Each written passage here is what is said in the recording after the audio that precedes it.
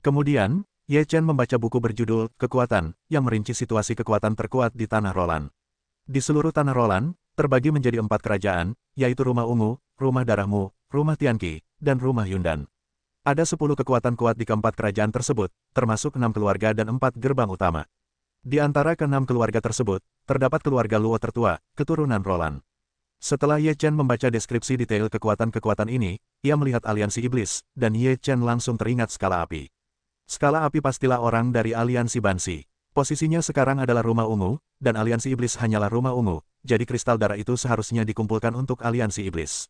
Pemimpin aliansi dari aliansi 100 iblis ini sebenarnya adalah klan Jinwu. Ye Chen melihat ini, tak dapat menahan diri untuk tidak mengangkat sudut mulutnya. Ia dan klan Jinwu juga tak mampu menyelesaikan kebencian mereka. Sejak kebangkitan negeri peri, Ye Chen belum pernah berurusan dengan klan Jinwu. Sepertinya di negeri ini, Ye Chen pernah berurusan dengan orang-orang Jinwu lagi. Setelah Ye Chen selesai membaca buku kekuatan ini, ia membaca beberapa buku, semuanya tentang pengenalan berbagai aspek negeri Roland. Setelah membaca buku-buku ini, Ye Chen memiliki pemahaman yang mendalam tentang daratan Roland, setidaknya tidak terlihat, ia bukan dari daratan Roland. Setelah Ye Chen keluar dari lantai 4, ia melihat tangga di lantai 5, lalu berjalan menuju tangga, dan menjaga jalan penjaga di tangga, memasuki lantai 5 membutuhkan kristal darah. Ye Chen tertegun dan bertanya, apa itu lantai 5? Mengapa Anda harus membayar kristal darah untuk masuk? Lantai 5 adalah tempat pelelangan, dan itu adalah pelelangan kelas atas. Harta apapun adalah ratusan kristal darah, yang membutuhkan sumber daya keuangan yang cukup. Di Roland, kristal darah terlalu langka. Jika Anda tidak memiliki kristal darah, jangan pikirkan itu. Sebelum menunggu penjaga berbicara, Ye Chen mendengar seseorang berkata setelahnya. Ketika suara itu jatuh, pria itu telah datang ke sisi Ye Chen, lalu menatapnya dengan tatapan menghina, lalu mengeluarkan sepotong kristal darah dan melemparkannya kepada penjaga. Penjaga itu melihat pemuda berjubah kuning itu, dan segera mengepalkan tangannya dan berkata, "Nak Li, aku sudah lama tidak melihatmu. Kemari dan lihat apa yang bisa dilihat." Anak laki-laki kecil Li tersenyum, lalu menaiki tangga. Mendengar nama keluarganya Li, Ye Chen langsung berpikir bahwa pemuda berjubah kuning itu mungkin adalah keluarga Li dari 6 keluarga besar. Ia meninggalkan rumah di Rumah Ungu itu dan tampaknya memiliki pengaruh yang luas termasuk terhadap reruntuhan kota pada masa itu. Hari itu adalah hari di mana kota reruntuhan berada, dan keluarga Li 100 menjalankan bisnis di wilayah mereka sendiri. Tentu saja, mereka bersikap sopan. Setelah Ye Chen memandang pemuda berjubah kuning itu, ia bertanya kepada penjaga, siapa pria itu? Petik 2, dia dari keluarga Li, namanya Li Tong. Meskipun bukan jenius dari keluarga Li, dia juga merupakan anggota keluarga inti keluarga Li. Statusnya juga sangat tinggi, tetapi kultivasinya tidak terlalu bagus. Ye Chen mengangguk, lalu mengeluarkan sepotong kristal darah untuk melindungi penjaga. Penjaga itu terkejut, ia mengira Ye Chen tidak memiliki kristal darah. Namun, setelah Ye Chen menyerahkan kristal darah itu, ia melepaskannya. Ye Chen pergi ke lantai 5 dan menuju ke rumah lelang. Rumah lelang itu tidak terlalu besar dan tidak banyak kursi. Namun, seluruh rumah lelang itu sangat mewah, dengan puluhan orang duduk di sana-sini.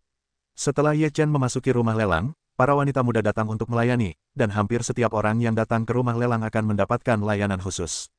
Tuan, pelelangan belum dimulai. Ada yang ingin Anda sampaikan? Tanya para wanita muda di sekitar Ye Chen dengan senyum khasnya. Tidak, terima kasih, kata Ye Chen. Setelah itu, Ye Chen mencari tempat duduk, lalu mulai diam, dan tidak lagi berbicara dengan wanita itu. Wanita itu melihat Ye Chen tidak berbicara, dan ia pun tidak berbicara lagi, tetapi ia tetap berdiri di samping Ye Chen dan tidak pergi. Seiring waktu, jumlah orang di balai lelang semakin bertambah, sekitar 50 orang. Toko itu hanya dapat menampung sekitar 100 orang, dan jumlahnya telah mencapai setengah dari populasi. Pada saat ini, seorang wanita muda dan cantik muncul di meja lelang. Senyum wanita itu menawan, dan ia sangat menarik bagi para pria dengan pakaiannya yang terbuka. Para tamu, lelang hari ini dimulai. Kita memiliki 3 bayi dalam lelang ini. Mari kita undang bayi pertama. Wanita muda yang cantik itu tersenyum dan berkata, lalu seseorang membawakan sebuah benda lelang. Benda yang dievaluasi dalam lelang adalah sebuah pedang kuno. Pedang itu beraliran kuno. Pedang ini dianggap sebagai pedang kuno. Pedang ini adalah pedang ngebula yang digunakan oleh seorang ahli 5 lapis dari Daluo Jinxian. Pedang ini terbuat dari perak dan emas bintang, yang tajam dan keras. Di antara harta karun setingkat Daluo Jinxian, pedang ini merupakan karya lapis atas. Harga pedang ini dimulai dari 50 kristal darah, dan harga setiap panggilannya tidak kurang dari 5 kristal darah. Setelah wanita muda yang cantik itu tersenyum dan selesai, ia menatap semua orang yang hadir, menunggu mereka untuk mulai menawar. 55. Setelah wanita muda yang cantik itu selesai, seseorang segera mulai menawar. 60, 65, 70, Pedang dengan 5 lapis Daluo Jinxian sangat menarik bagi banyak orang di tingkat Jinxian. Namun, mereka yang mampu menghasilkan kristal darah berasal dari latar belakang yang luar biasa. Ye Chen memperhatikan tawaran mereka yang terus-menerus, lalu berkata kepada wanita muda yang berdiri di sampingnya, siapakah orang-orang ini? Ketika wanita muda itu melihat Ye Chen akhirnya berbicara kepadanya, ia berkata sambil tersenyum, orang-orang ini adalah adik atau murid dari beberapa kekuatan di kediaman Ziluo. Meskipun mereka bukan salah satu dari 10 kekuatan teratas, banyak dari mereka hanya berada di urutan kedua setelah 10 kekuatan teratas. Ye Chen mengangguk setelah mendengar ucapan itu. Ia juga sedikit memahaminya. Masih banyak kekuatan di Tanah Loran, yang berada di urutan kedua setelah 10 kekuatan teratas. Kekuatan dan keuangan mereka tidak lemah, tetapi mereka sangat menonjol. Mata Ye Chen menatap Li Tong. Sejak awal, Li Tong tidak bergerak, hanya melihatnya, dan tampaknya tidak tertarik pada pedang awan bintang. Apakah ada 10 orang kuat di sini? Tanya Ye Chen lagi. Wanita muda itu melirik ke arah tempat pertemuan, lalu berkata, ya, pemuda berjubah kuning itu adalah Li Tong, putra kandung keluarga Li. Yang kedua dari kiri baris pertama adalah cucu manajer Bursa Yulan, dan putra kandung keluarga Bai Li. Yang ketiga dari kanan baris pertama adalah Long Yue, anggota ketiga dari aliansi 100 Iblis. Petik 2. Kecuali mereka bertiga, sisanya bukan dari 10 kekuatan teratas, tetapi asal-usul mereka luar biasa. Setelah mendengar itu, Ye Chen mengangguk, lalu mengeluarkan kristal darah kecil, dan berkata, ini untukmu. Terima kasih, tuanku, kata wanita muda itu dengan gembira. Ye Chen berkata dengan ringan, saya ingin bertemu manajer Anda. Saya punya hal yang sangat penting untuk dibicarakan dengannya. Saya rasa dia pasti tertarik. Setelah mendengar ini, wajah wanita muda itu berubah dan berkata, ini bukan sesuatu yang bisa saya lakukan. Kalau begitu, pergilah ke tempat yang bisa Anda putuskan, kata Ye Chen masih dengan lugas. Setelah memikirkannya, wanita muda itu berkata, saya akan menemui supervisor kami untuk menemui Anda. Setelah itu, wanita muda itu pergi. Tak lama kemudian, wanita muda itu kembali dan berkata, Tuan, supervisor kami telah berjanji untuk menemui Anda. Silakan ikuti saya. Ye Chen berdiri dan mengikuti wanita muda itu ke dalam rumah lelang. Setelah 7 putaran dan 8 putaran, ia tiba di aula resepsi. Di aula resepsi, seorang pria parubaya berjubah biru duduk di kursinya, memejamkan mata. Ia merasa ada yang masuk. Kemudian ia membuka matanya. Wanita muda itu memberi hormat dan berkata, Supervisor, ini anak yang ingin bertemu dengan manajer. Pria berjubah biru melambaikan tangannya kepada wanita muda itu untuk pergi. Setelah wanita muda itu meninggalkan aula, pria berbaju biru itu menatap Ye Chen. Dalam kesannya, ia tidak tahu ada orang seperti itu. Silakan duduk, Tuan Muda. Pria berbaju biru itu tidak dapat melihat asal-usul Ye Chen, tetapi ia adalah tamu bisnis, jadi ia dengan sopan mempersilakan Ye Chen duduk. Ye Chen mengepalkan tinjunya, lalu duduk dan tidak berinisiatif untuk berbicara. Melihat ini, pria berjubah biru itu hanya bisa berinisiatif untuk bertanya, saya tidak tahu bagaimana memanggil Tuan Muda ini. Pria berbaju biru itu juga seorang rubah tua. Pertama, ia akan menyelidiki asal-usul Ye Chen. Ye Chen berkata sambil tersenyum, di Ye Chen berikutnya, pengawas tidak perlu menyelidiki asal-usul saya. Saya datang ke sini untuk hal yang sangat penting. Saya pikir pengawas akan sangat tertarik. Setelah mendengar ini, pria berjubah biru itu berpikir sejenak bahwa tidak ada seorang pun yang bernama Ye di antara pasukan yang ia kenal. Namun, mendengarkan nada bicara Ye Chen, sepertinya ada sesuatu yang sangat penting. Jadi dia berkata dengan rasa ingin tahu, saya ingin mendengar lebih banyak tentang ini. Ini tentang kristal darah, kata Ye Chen misterius. Kristal darah, pria berbaju biru itu mengerutkan kening. Ye Chen berkata sambil tersenyum, saya berharap bisa berdialog dengan manajer tertinggi di sini. Jika kita bisa bekerja sama kali ini, saya rasa itu pasti tidak akan merugikan keluarga Bai Li Anda. Melihat ekspresi Ye Chen yang begitu misterius, supervisor itu berkata bahwa dia ada hubungannya dengan kristal darah. Sepertinya dia tidak main-main dengan mereka. Jadi dia merenung sejenak dan berkata, tunggu sebentar, Tuan.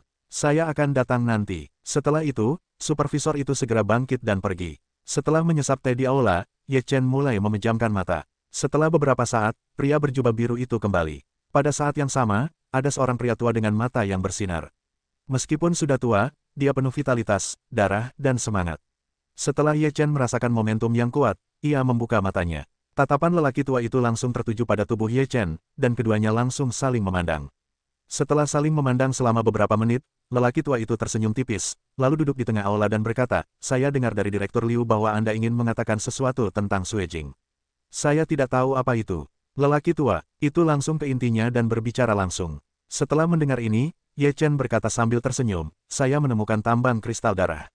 Setelah kata-kata Ye Chen selesai, wajah lelaki tua itu langsung menegang dan matanya tertuju pada Ye Chen. Kristal darah tidak hanya langka di benua ini, tetapi juga jauh lebih berharga daripada batu abadi biasa. Banyak kekuatan ingin menemukan biji kristal darah, tetapi kristal darah ini lebih langka daripada kristal darah. Bahkan lebih sulit untuk menemukannya. Saat ini, hanya ada sedikit mineral kristal darah yang diketahui. Selain keluarga kuno Luo yang memiliki 2 biji kristal darah, hanya keluarga Yuan dan keluarga Huyan yang memiliki 1 tambang kristal darah. Tentu saja, tidak menutup kemungkinan kekuatan lain yang memiliki biji kristal darah, sedang menambang secara diam-diam. Biji kristal darah sangat langka di tanah Roland. Begitu biji kristal darah ditemukan dan dipublikasikan, pasti akan terjadi pertempuran berdarah. Semua orang ingin mendapatkan hak penambangan biji kristal darah. Tidak ada yang berani merebut 2 tambang kristal darah keluarga Luo. Lagi pula, leluhur keluarga Luo adalah Roland, dan kekuatannya sangat mengerikan. Keluarga Yuan dan keluarga Huyan bersama-sama memiliki biji kristal darah, sebenarnya, ditemukan oleh keluarga Yuan sebelumnya, tetapi berita itu bocor. Lokasi tambang Suejing tepat di persimpangan rumah Suemu dan rumah Tianqi, dan juga di persimpangan lingkup pengaruh kedua keluarga. Oleh karena itu, keluarga Huyan yang suka berperang besar dengan keluarga Yuan yang kuat. Setelah perang besar, kedua belah pihak menderita kerugian. Kemudian, kedua keluarga duduk dan membahas rencana untuk kedua belah pihak. Kedua keluarga menambang kristal darah bersama dan membagi kedua keluarga secara merata. Sekarang Ye Chen mengatakan bahwa dia telah menemukan tambang kristal darah. Itu adalah hal yang besar bagi orang tua itu. Pria tua itu menatap Ye Chen dengan serius dan berkata, "Apakah kau serius? Siapa yang tidak tahu kekuatan keluarga Bailey di seluruh benua Roland? Beranikah aku datang ke sini dan menipu senior Bailey?" Ye Chen berkata sambil tersenyum. Pria tua itu, bernama Bai Lixiong, adalah anggota penting keluarga Bailey. Melihat ekspresi Ye Chen yang tampaknya tidak berbohong, hati Bai Lixiong tiba-tiba berdebar kencang, tetapi ia mencoba menahan kegembiraannya dan berkata, "Karena kau telah menemukan tambang kristal darah, mengapa kau harus memberitahu kami tentang keluarga Bailey?" Ye Chen tersenyum dan berkata, "Tambang kristal darah sebesar ini, selain yang terkuat 10 besar, siapa lagi yang bisa makan? Aku bisa tahu lokasi biji kristal darahnya, tapi Tuan Bailey harus menunjukkannya." Bai Lixiong berkata, "Selama apa yang kau katakan itu benar, keluarga Bailey kami tidak akan memperlakukanmu dengan buruk. Aku tidak tahu apa yang kau inginkan." Ye Chen berkata, "Jika tambang kristal darah ditambang sepenuhnya, itu akan menjadi kekayaan yang sangat besar. Aku tidak perlu menjelaskan hal ini. Aku hanya butuh 1 juta kristal darah, bukankah itu terlalu banyak? Dibandingkan dengan tambang kristal darah, 1 juta kristal darah ini tidak ada apa-apanya." Bai Lixiong tercengang. 1 juta kristal darah hanyalah setetes air di lautan untuk tambang kristal darah. Bahkan bagi keluarga Bailey, itu adalah kristal darah, bukan batu abadi. 1 juta tampaknya terlalu banyak. Bai Lixiong berkata, "Saat ini, masalah ini sangat penting. Jumlah 1 juta kristal darah sangat besar. Aku tidak bisa membuat keputusan sendiri. Baiklah, aku sedang menunggu jawaban dari keluarga Bailey. Namun, tambang kristal darah ini telah ditambang. Jika terlalu lama, itu akan menjadi kerugian besar bagi keluarga Bailey," kata Ye Chen ringan. Bai Lixiong mendengar kata-kata itu, terkejut lagi, "Apakah ada yang menambang biji kristal darah?" "Ya, karena itu, tolong beri kami balasan sesegera mungkin. Saya telah pergi ke tambang kristal darah, dan hasilnya tidak sedikit dalam sehari. Bahkan ada banyak kristal darah seperti ini." Ye Chen berkata, mengeluarkan kristal darah berkepala besar itu sebelum mengeluarkannya, lalu tersenyum. Bai Lixiong melihat kristal darah yang besar itu, dan matanya langsung membeku sesaat. Ye Chen kemudian berkata, "Kristal darah ini berasal dari tambang kristal darah itu. Tetua Bailey adalah orang yang tahu barangnya. Bisakah kau melihat perbedaan dari kristal darah ini?" Bai Lixiong berjalan ke sisi Ye Chen, lalu dengan hati-hati mengamati kristal darah itu dan menarik napas dalam-dalam. Kristal darah ini berkualitas sangat baik, yang jelas merupakan tambang kristal darah yang luar biasa. Setelah menenangkan suasana hatinya, Bai Lixiong segera berkata, "Aku akan bertanya kepada keluarga. Mohon tunggu sebentar." Setelah Bai Lixiong selesai, ia bergegas keluar aula, dan Direktur Liu juga pergi. "Pelayan, mengapa kita harus meminta keluarga untuk menangkap anak itu dan menanyainya? 1 juta kristal darah, itu keuntungan kita selama beberapa tahun." Direktur Liu berkata dengan suara rendah di samping Bai Lixiong. Bai Lixiong mendengus, "Apa yang kau tahu? Jika dia berani datang ke sini sendirian untuk bernegosiasi dengan kita, itu menunjukkan bahwa dia tidak takut kita akan berpaling. Ketika aku pertama kali memasuki aula, dia bahkan menatapku selama beberapa detik. Dari matanya, aku melihat kepercayaan diri dan kegigihan. Orang ini sama sekali tidak sederhana. Jika kita melakukan sesuatu padanya, jika kita tidak berhasil, lalu berapa banyak kerugian yang akan kita tanggung pada keluarga Hundred milik kita? Tambang kristal darah, berapa banyak lebih dari 1 juta kristal darah yang bisa ditambang dalam setahun? Bahkan jika seseorang menambang, itu masalah besar untuk dibagi rata seperti keluarga Yuan dan keluarga Huyan." "Pengurus rumah tangga mengatakan bahwa bersikap sembrono adalah tugas yang rendah," kata Liu segera. Bai Lixiong berkata, ini adalah dasar dari keluarga Li. Anak itu dapat pergi ke keluarga Li kapan saja. Beritahu keluarga Li kabar tersebut, dan kita akan benar-benar kehilangan banyak. Bai Lixiong masuk ke sebuah ruangan, lalu masuk sendirian. Direktur Liu sedang menunggu di luar. Tak lama kemudian, Bai Lixiong keluar lagi dari ruangan. Direktur Liu bertanya, "Manajer, apa pendapat Anda tentang keluarga? Keluarga telah berjanji untuk memberikan 1 juta kristal darah, tetapi kami diharuskan untuk memastikan keaslian biji kristal darah tersebut, dan untuk mencari tahu kekuatan apa yang menambang biji kristal darah tersebut. Sekarang, keluarga telah mengirimkan tim besar untuk datang." Bai Lixiong menarik napas dalam-dalam, "Saya khawatir perkelahian tak terelakkan." Bai Lixiong kembali ke aula dengan senyum tipis di wajahnya. Ye Chen tidak bertanya, hanya menunggu jawaban Bai Lixiong. Bai Lixiong berkata, "Permintaan Anda telah diterima oleh keluarga. Namun, 1 juta kristal darah bukanlah jumlah yang kecil. Kita perlu menentukan lokasi kristal darah tersebut." Ye Chen berkata sambil tersenyum, "Jika aku memberitahumu lokasi tambang kristal darah, tetapi kau tidak memberiku kristal darah itu, bukankah aku akan rugi banyak? Tuan Bailey memberiku 1 juta batu abadi dulu. Bagaimana kalau membawanya ke tambang kristal darah?" Mendengar itu, Bai Lixiong merenung sejenak, lalu mengangguk dan berkata, "Kalau begitu, menuruti kata-katamu, Direktur Liu, pergilah untuk mempersiapkan Suejing." Direktur Liu segera pergi. Bai Lixiong menatap Ye Chen sambil tersenyum dan berkata, "Aku tidak tahu tambang kristal darah itu. Kekuatan apa yang sedang menambang sekarang?" Ye Chen berkata sambil tersenyum, "Tuan Bailey, jika aku sudah membicarakan kekuatan apapun, kurasa aku bisa menemukan lokasi tambang kristal darah dengan kekuatan keluarga Bailey." Bai Lixiong tersenyum sinis. Ia tak pernah menyangka Ye Chen semudah itu, tapi ternyata dia punya pikiran seperti itu. Ia tak bisa menahan diri untuk tidak mengaguminya diam-diam. Jika cucunya bisa setegar itu, dia pasti akan sangat dihargai di keluarganya di masa depan. Ye Chen tidak berniat melanjutkan bicaranya, dan Bai Lixiong juga tidak mengatakan apa-apa lagi. Setelah beberapa saat, seorang pemuda berjalan ke aula, menatap Ye Chen, dan berkata, "Apakah kau yang tahu lokasi biji kristal darah?" Ye Chen melirik pemuda itu, yang ternyata adalah cucu Bai Lixiong yang diperkenalkan oleh seorang wanita muda di rumah lelang. Begitu Bai Lixiong mendengar ini, ia tahu bahwa ia ingin melakukan sesuatu yang buruk. Ia pasti telah memberitahu Bai Lifeng bahwa ia bertanggung jawab atas Liu, jadi ia berteriak, "Fenger, jangan bersikap kasar kepada tamu." Bai Lifeng berkata, "Kakek, orang ini ingin menipu kristal darah keluarga Bai Li kita, bagaimana mungkin kau tidak melihat ini?" Setelah mendengar itu, Ye Chen berkata sambil tersenyum, "Bagaimana aku bisa menipu kristal darahmu? Berani sekali kau menipu kristal darah keluarga Bai Li kita. Kau benar-benar lelah hidup. Aku akan membereskanmu hari ini." Di pagi hari, 100 mil air dingin berlalu. Tubuh Ye Chen melesat dalam sekejap, dan kursi yang didudukinya tiba-tiba hancur berkeping-keping. "Fenger, hentikan!" Bai Lixiong berteriak. Namun, Bai Lifeng tidak mendengarkan. Ia malah menerjang Ye Chen lagi. Ye Chen mendengus dan mengepalkan tinjunya, berkata, "Tuan Bai Li, apakah ini caramu menjamu tamu?"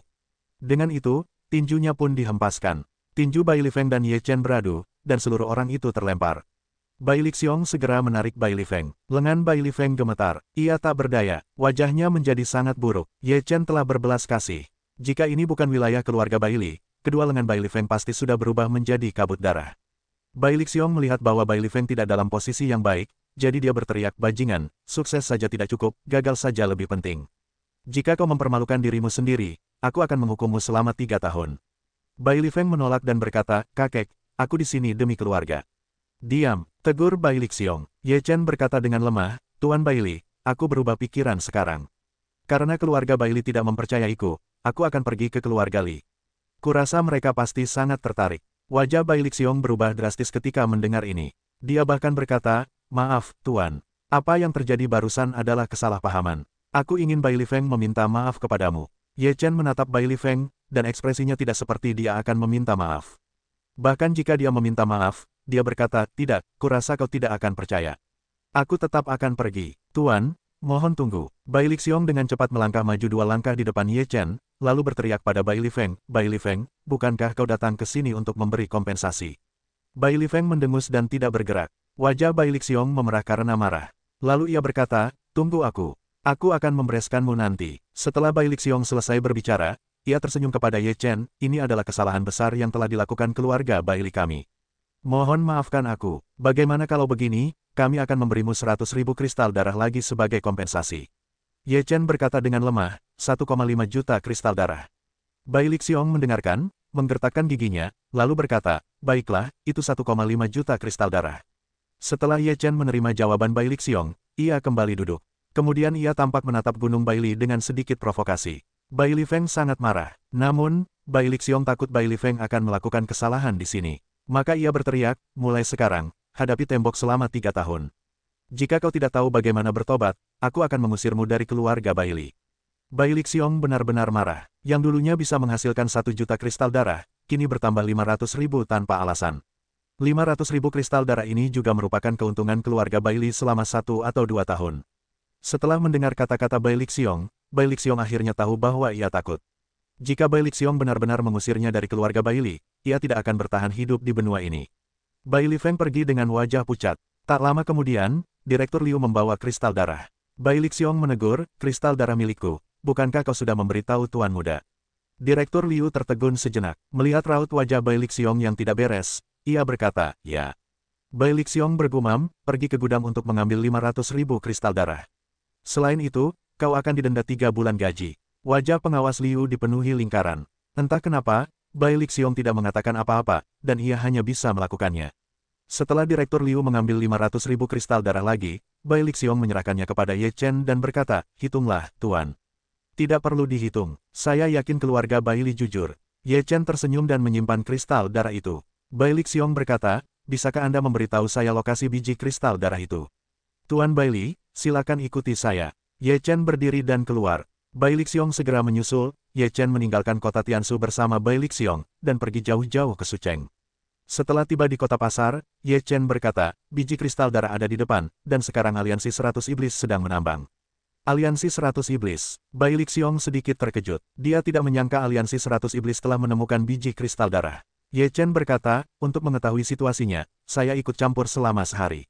Ada ular piton bersisik api raksasa di dalamnya. Kekuatannya mencapai tingkat ke-9 Daluo Jinxian, yang sangat kuat. Mereka telah menangkap banyak biksu di reruntuhan untuk menjadi penambang, dan mereka menambang siang dan malam.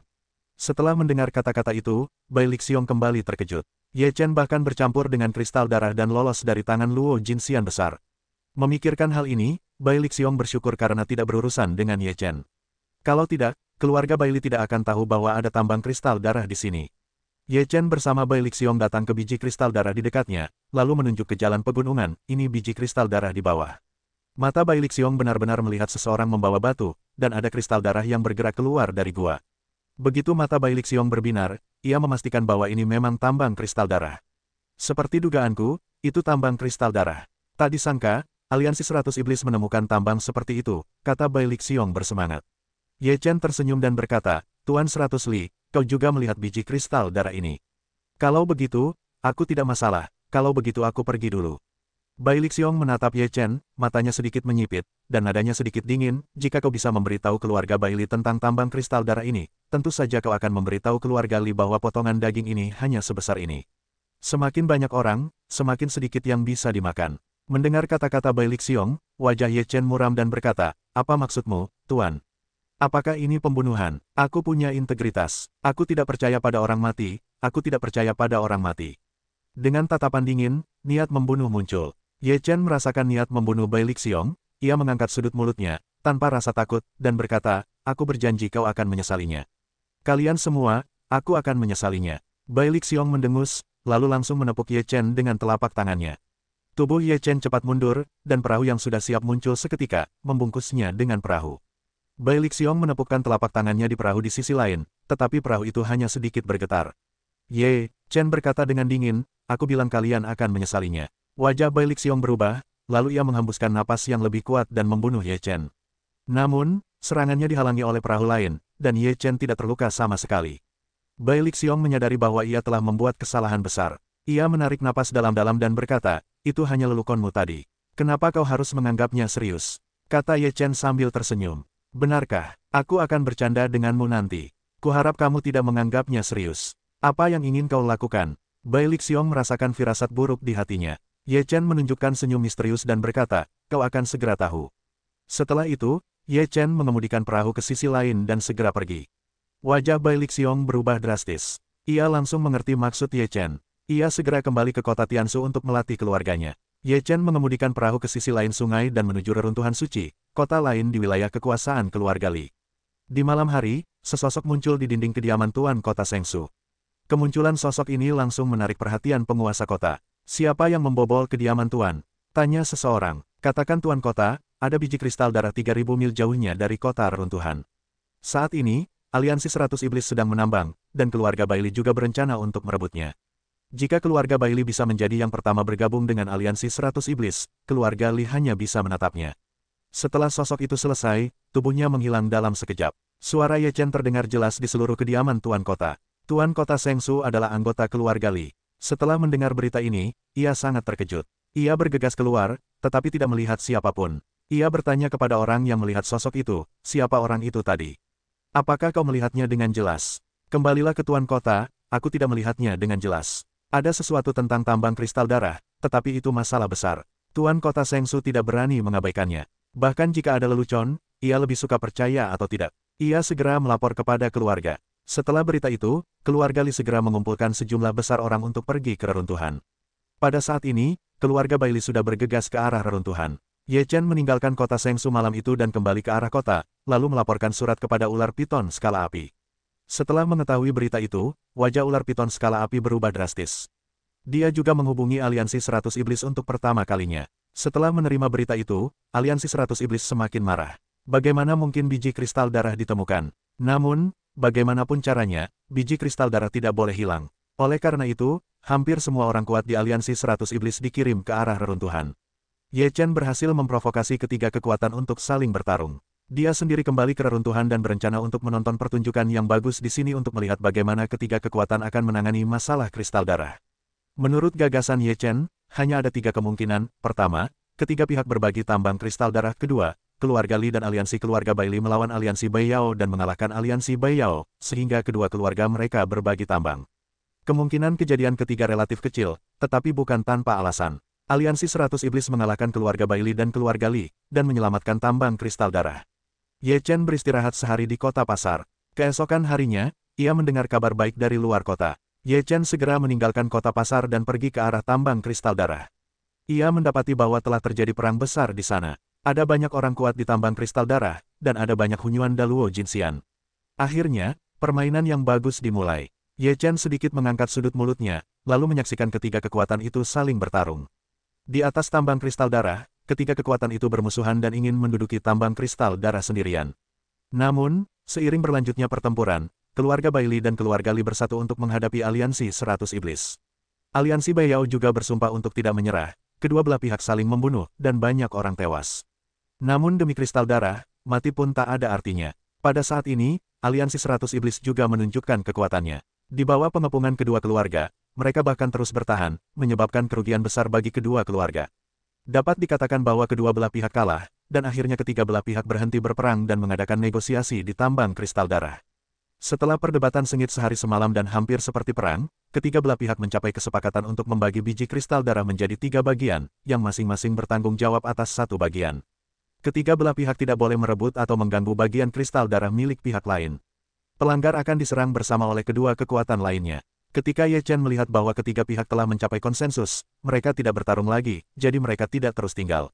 Dalam insiden ini, dialah yang paling diuntungkan. Tanpa melakukan apapun, ia mendapatkan 1,5 juta kristal darah, yang tak tertandingi oleh beberapa kekuatan menengah. Setelah meninggalkan kota pasar, Ye Chen berencana pergi ke rumah Suemu. Ia berhenti dan berjalan kaki sepanjang jalan untuk menikmati pemandangan di tanah Roland. Setelah sekitar sebulan, ia tiba di sebuah kota kecil di perbatasan rumah Suemu. Sepertinya bukan depresi, kota ini bukan kota besar. Tidak banyak orang yang lalu lalang di jalanan kota. Kebanyakan dari mereka tidak terlalu tampan dan tampak agak pucat. Ye Chen berjalan menyusuri jalan. Melihat wajah orang-orang ini, ia bingung. Bagaimana mungkin mereka terlihat begitu buruk rupa? Kakek, darah orang-orang di kota ini terus-menerus menipis. Jika terus seperti ini, mereka semua akan mati. Di jalanan kota, seorang gadis berusia 13-4 tahun berkata, "Yah, aku sudah mengamati orang-orang ini. Mereka semua pasti tersedot sebagian dari esensi darah mereka. Namun, tampaknya orang-orang yang menyedot esensi darah mereka tidak ingin mengeringkan mereka sekaligus. Sepertinya mereka memberi mereka makan dan menyerapnya saat mereka membutuhkan esensi darah." Pria tua di samping gadis kecil itu mengelus dan berkata, "Cepat atau lambat, orang-orang ini akan tersedot kering. Kita harus menyelamatkan mereka. Kita tidak bisa melihat mereka mati." Gadis kecil itu merasa kasihan dan menatap lelaki tua itu, lalu berkata, "Lelaki tua itu mendesah, dengan kemampuan kita, kita tidak bisa menyelamatkan mereka. Selama orang-orang ini masih di kota, bahkan jika darah mereka dipulihkan, gas darah mereka akan diserap perlahan. Kakek, mari kita lakukan yang terbaik, kata gadis kecil itu. Melihat kegigihan gadis kecil itu, lelaki tua itu mendesah, baiklah, kalau begitu, bantu mereka. Namun, kita harus pergi dari sini sesegera mungkin, kalau tidak, kita akan terlibat. Gadis kecil itu dengan gembira berkata, lalu beranjak dari rumah ke meja, kursi, bangku, dan sebagainya, lalu menggantungkan papan nama bertuliskan, pengobatan gratis. Setelah papan nama terpasang, segera seseorang datang untuk meminta perawatan medis. Gadis kecil itu duduk di kursi dan meminta pasien untuk membuka telapak tangannya dan meletakkannya di atas meja. Pada saat ini, telapak tangan gadis kecil itu memancarkan lingkaran cahaya samar, sebuah kekuatan di sepanjang telapak tangan pasien ke dalam tubuh pasien. Pasien merasakan seluruh darah di tubuhnya seperti terbakar, seluruh tubuhnya menjadi panas. Tak lama kemudian, di telapak tangan gadis kecil itu, beberapa jam kemudian, wajah pasien yang tadinya pucat tiba-tiba kembali memerah, dan seluruh tubuhnya terasa jauh lebih nyaman, tidak sesakit sebelumnya, dan penuh semangat. Orang lain yang melihat situasi ini juga berlomba-lomba untuk menyembuhkan gadis kecil itu. Gadis kecil itu tersenyum dan berkata, jangan khawatir, satu persatu. Anakku, kau takkan sanggup menanggungnya. Kau hanya bisa bertarung maksimal 15 kali sehari. Jika kau bertarung lebih dari 15 kali, tubuhmu akan kelelahan. Pria tua itu mengingatkan gadis kecil itu di telinganya. Gadis kecil itu berkata, kakek, aku baik-baik saja. Dengan senyum di wajahnya, gadis kecil itu mulai mengobati orang-orang di kota. Satu persatu, ia sembuh dan semangatnya membaik. Orang-orang di kota memuji gadis kecil itu sebagai dokter ajaib. Ketika Ye Chen datang ke sini, ia melihat banyak orang di sekitar sini, lalu ia datang dengan rasa ingin tahu. Ia mendengar semua orang di kota membicarakannya dan memahami beberapa dari mereka. Ia melihat ke bawah tembok dan melihat seorang gadis kecil duduk di kota mengobati orang-orang di kota. Cara pengobatannya sangat istimewa, tidak ada obat atau diagnosis. Hanya dengan menempelkan satu telapak tangan saja, penduduk kota dapat disembuhkan. Ye Chen mengamati bahwa setiap kali seorang gadis kecil menempelkan telapak tangannya akan bersinar. Sepertinya ia menggunakan semacam kekuatan tertentu untuk mengobati. Namun, perawatan semacam ini akan melukai gadis kecil itu sendiri. Ye Chen tak dapat menahan diri untuk mengagumi gadis kecil itu ketika ia melihat ke sini. Semangat pengorbanan diri seperti ini terlalu sulit untuk dilihat. Apakah caranya mirip dengan Mu Lingku? Ye Chen tiba-tiba memikirkan masalah ini. Wajah gadis kecil itu mulai memucat, lelaki tua itu mengingatkannya berkali-kali, tetapi gadis kecil itu tetap bersikeras untuk berobat. Akhirnya, gadis kecil itu akan berhenti hari ini, dan kemudian ia akan sembuh. Bagaimana mungkin? Kita sudah menunggu lama, setidaknya sembuhkan aku dulu. Ketika orang-orang di kota kecil itu mendengar bahwa mereka tidak sembuh hari ini, mereka mulai mengeluh. Mereka semua sangat tidak senang. Sepertinya gadis kecil itu harus mengobati mereka. Ye Chen mendengar komentar orang-orang di kota kecil itu, dan suaranya dingin, jika kau tidak pergi, maka tidak ada yang akan mengobatimu mulai sekarang. Mendengar suara dingin Ye Chen, semua orang yang hadir tercengang, dan kemudian mereka semua menatap Ye Chen. Melihat momentum Ye Chen yang sama sekali tidak mudah diprovokasi, dan bakat-bakat di kota kecil itu bertebaran satu demi satu. Ketika orang-orang di kota bubar, Ye Chen menghampiri gadis kecil itu dan berkata, mungkin aku bisa membantumu. Setelah Ye Chen selesai berbicara, menatap lelaki tua itu, ragu-ragu sejenak, lalu mengangguk. Ye Chen meraih tangan gadis kecil itu, lalu menggerakkan muling, sehingga kekuatan muling terus-menerus merasuki tubuh gadis kecil itu, dan raut wajah gadis kecil itu berangsur-angsur pulih. Melihat Ye Chen memperlakukan gadis kecil itu dengan cara yang hampir sama, lelaki tua itu terkejut melihat Ye Chen, tetapi tidak bertanya. Gadis kecil itu perlahan tersadar dan melihat kerumunan telah pergi, dan melihat Ye Chen duduk di sampingnya, ia penasaran, kemana orang-orang pergi. Kau tidak punya kewajiban untuk merawat orang-orang itu, kata Ye Chen dingin.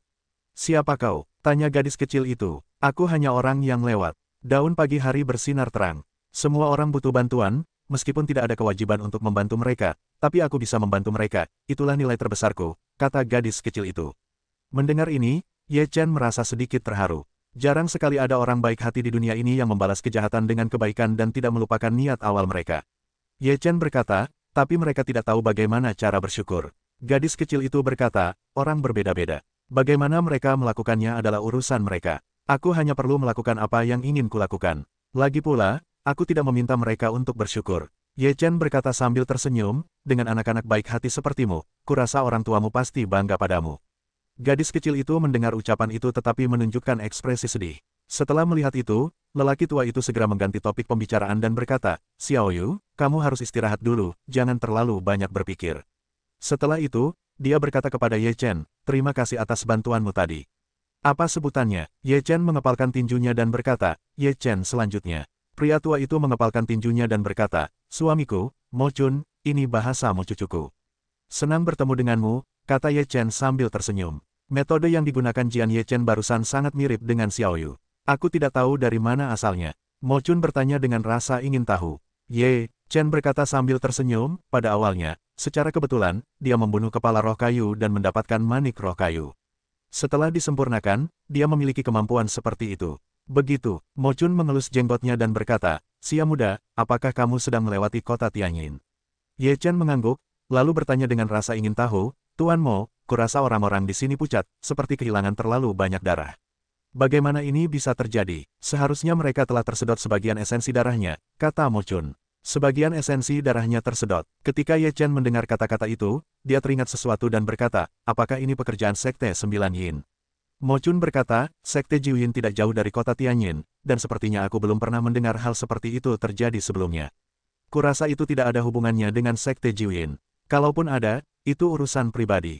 Ye Chen berkata, "Selain orang-orang dari Sekte 9 Yin, kurasa tidak ada yang akan sejahat itu.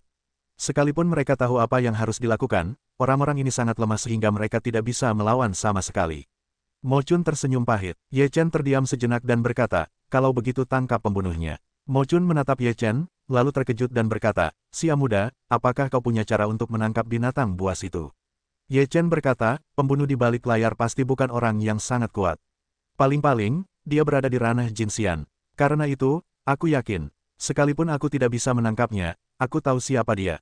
Gadis kecil itu sangat gembira mendengar ucapan itu dan berkata, "Kakak, jika kau bisa menangkap pembunuhnya, itu akan sangat bagus. Meskipun aku tidak cukup kuat, aku juga ingin melakukan yang terbaik untuk membantumu," kata Mo Chun.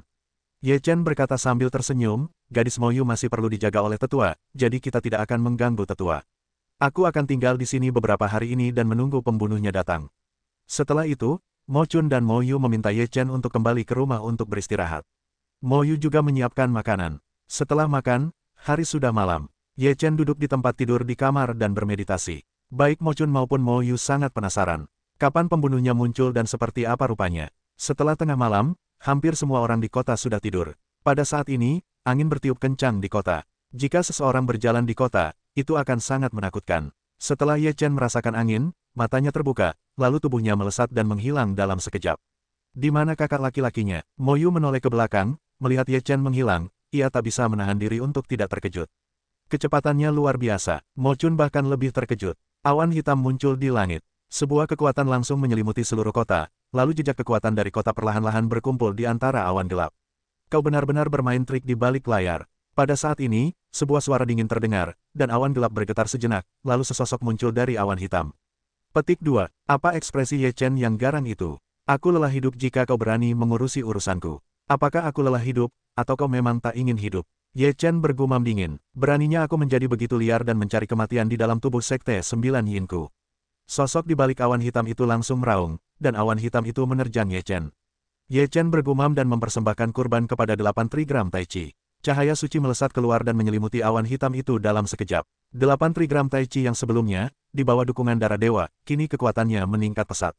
Cahaya suci itu bahkan lebih mengerikan. Setelah awan hitam itu tertutupi, ia terus-menerus dimurnikan oleh cahaya suci. Hanya dalam beberapa tarikan napas, awan hitam itu sepenuhnya dimurnikan, dan kemudian sosok di balik awan hitam itu pun muncul. Ia adalah seorang pemuda berjubah hitam. Sekarang, ia tidak lagi memiliki kesombongan seperti sebelumnya, melainkan hanya ketakutan. Ia merasakan dirinya berada dalam cahaya ini, seluruh tubuhnya hampir meleleh. Ye Chen bertanya, "Siapa kau dari Sekte 9 Yin? Sebelum tempat ini damai, mengapa kau ingin menyerang orang-orang di sini?"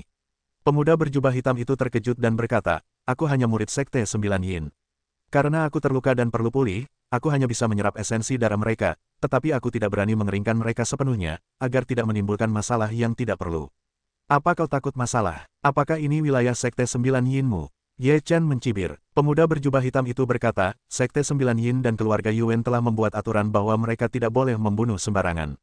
Jika tidak, keluarga Yuan akan melawan Sekte Jiuyin. Oleh karena itu, agar tidak menimbulkan masalah yang tidak perlu, Sekte Jiuyin tidak akan menyerang orang yang tidak bersalah." "Sepertinya Sekte Jiuyinmu takut pada keluarga Yuan," kata Ye Chen sambil tersenyum. Pemuda berjubah hitam itu berkata, "Mereka tidak takut. Mereka tidak ingin menimbulkan masalah. Sekali perang dimulai, itu tidak baik untuk siapapun. Kenapa kau terluka? Ye Chen mengganti topik. Pemuda berjubah hitam itu ragu sejenak. Ye Chen menyadari bahwa itu tidak mudah, sehingga cahaya sucinya menjadi jauh lebih kuat. Ia berkata, jika kau tidak mengatakan yang sebenarnya, aku akan membiarkanmu mati sekarang. Pemuda berjubah hitam itu bahkan berkata, sudah kubilang, aku dan saudara seperguruan lainnya menemukan sebuah gua kuno. Ketika kami pergi berburu harta karun, kami terluka oleh roh pembunuh di dalamnya. Aku hanya terluka parah. Saudara seperguruan lainnya tidak seberuntung itu. Mereka semua mati di dalamnya. Gua tua itu, dan membunuh. Ye Chen tertegun sejenak. Masih ada roh pembunuh di dalamnya, menunjukkan bahwa pasti ada sesuatu yang baik di dalamnya. Jadi ia bertanya, di mana gua itu? Tanya pemuda berjubah hitam itu. Itu di pegunungan Jiuyang, 20.000 mil jauhnya dari sini. Ye Chen bergumam, bawa aku sekarang. Pemuda berjubah hitam itu enggan, tetapi tidak ada cara untuk membawa Ye Chen ke pegunungan Jiuyang. Di sisi lain, Ye Chen memisahkan diri dari Mo Chun dan Mo Yu untuk menjelaskan situasinya. Di bawah ancaman Ye Chen, pemuda berjubah hitam itu mempercepat langkahnya menuju pegunungan Jiuyang. Pemuda berjubah hitam bersama Ye Chen tiba di sebuah gunung di pegunungan Jiuyang, pergi ke sebuah gua kuno, dan berkata, ini di sini, ini yang kami temukan secara tidak sengaja. Apakah ada tempat bernama Gunung Jiuyin di mana Anda dipanggil? Ye Chen tiba-tiba memikirkan hal itu. Saya belum pernah mendengarnya, sepertinya itu hanya nama kedua gunung itu. Tidak ada arti khusus lainnya, kata pemuda berjubah hitam itu. Ye Chen berjalan masuk ke dalam gua bersama pemuda berjubah hitam itu. Setelah memasuki gua, pemuda berjubah hitam itu menjadi gugup. Ia masih takut dengan apa yang telah terjadi sebelumnya. Di mana kau bertemu roh pembunuh itu? Tanya Ye Chen penasaran ketika melihat pemuda berjubah hitam itu begitu gugup. Pemuda berjubah hitam itu berkata, sedikit di depan, setelah melewati seluruh lorong, aku bertemu dengan roh pembunuh itu. Dalam sekejap, aku terbunuh sebagai saudara senior Jin Xian tingkat 1. Bunuh Jin Xian segera. Ye Chen juga berkata dengan nada serius, sepertinya roh pembunuh ini benar-benar ganas, kau harus berhati-hati. Pemuda berjubah hitam itu berjalan di depan, gemetar. Ye Chen berjalan di belakang dan mengamati dengan saksama pergerakan di sekitarnya. Setelah berjalan sebentar, pemuda berjubah hitam itu berhenti dan menunjuk ke depan sambil berkata, itu di depan. Ye Chen melihat ke depan dan melihat beberapa mayat tergeletak di tanah. Darah mereka belum mengering. Teruslah maju. Ye Chen mendorong pemuda berjubah hitam itu. Pemuda berjubah hitam itu berkata, ada kesempatan membunuh di depan. Di masa lalu, tidak akan ada tempat untuk mati. Petik 2. Jika kau tidak pergi, aku akan membunuhmu sekarang juga. Ye Chen bergumam dingin. Pemuda berjubah hitam itu menggertakkan giginya dan terus berjalan ke arah depan. Setelah berjalan lebih dari 10 meter, kecepatan pemuda berjubah hitam itu semakin melambat, dan seluruh tubuhnya gemetar. Saat tiba di sini, Ye Chen sudah merasakan gelombang niat membunuh yang melonjak, tetapi tidak terlalu jelas. Sepertinya dia belum menyentuh tali ledakan itu. Ye Chen mempersembahkan kurban kepada 8 trigram Tai Chi dan menghalanginya di depannya. Kemudian dia terus berjalan maju. Wajah pemuda berjubah hitam itu pucat, dan jantungnya sudah mencapai tenggorokannya. Semakin dekat dan dekat dengan mayat-mayat itu, ketika mereka sampai di depan mayat-mayat itu, mesin pembunuh yang dahsyat meledak dalam sekejap dan membunuh Ye Chen. Boom! Dalam sekejap, pesawat pembunuh itu menghantam puncak 8 diagram Tai Chi, dan 8 diagram Tai Chi pun bergetar hebat. Ye Chen tiba-tiba berkeringat dingin. Untungnya, ia telah mempersiapkan 8 diagram Tai Chi sebelumnya. Jika tidak, ia pasti tidak akan bisa menghindar. Pemuda berjubah hitam itu semakin ketakutan dan pucat.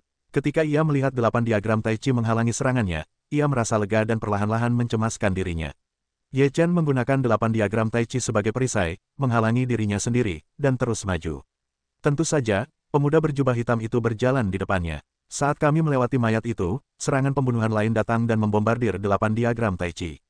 Kemudian, beberapa serangan pembunuhan berturut-turut membombardir 8 diagram Tai Chi, dan 8 diagram Tai Chi terus bergetar. Ye Chen terus melangkah maju, serangan pembunuhan terus menyerang, seolah-olah menghalangi langkah Ye Chen. Melihat situasi seperti itu, pemuda berpakaian hitam itu masih gelisah, keringatnya terus mengucur. Setelah berjalan beberapa meter, ketika kami sampai di sebuah sudut, kami melihat sebilah pedang pembunuh tertancap di tanah di sudut itu, dan aura pembunuh keluar dari pedang itu. Ye Chen memandangi pedang itu. Sepertinya ada darah yang mengalir di pedang itu, dan aura pembunuh itu berasal dari darah, lalu memengaruhi pedang itu. Pedang itu tampak sangat tua. Pedang itu penuh dengan rune, dan terdapat semacam aura keadilan, tetapi aura ini dilawan oleh aura pembunuh. Ye Chen berdiri di tempat yang sama. Ia sedang memikirkan sebuah masalah, yang juga sangat penting. Setelah memikirkannya, Ye Chen berkata kepada pemuda berjubah hitam itu, sekarang kembalilah ke tempat di mana tidak ada mayat. Mendengar ini, pemuda berjubah hitam itu merasa sangat lega sehingga ia buru-buru mundur karena takut Ye Chen akan tiba-tiba kembali. Ketika pemuda berjubah hitam itu mundur ke belakang, kesempatan membunuh itu pun sirna. Ye Chen melihat pemandangan ini dan berkata kepada pemuda berjubah hitam, kembalilah. Pemuda berjubah hitam itu menangis tanpa air mata. Ini mempermainkanku. Tidak mungkin, pemuda berjubah hitam itu hanya bisa datang ke tempat di mana roh pembunuh itu meletus sebelumnya, dan roh pembunuh itu kembali menyapu. Ye Chen sudah memiliki jawabannya di benaknya.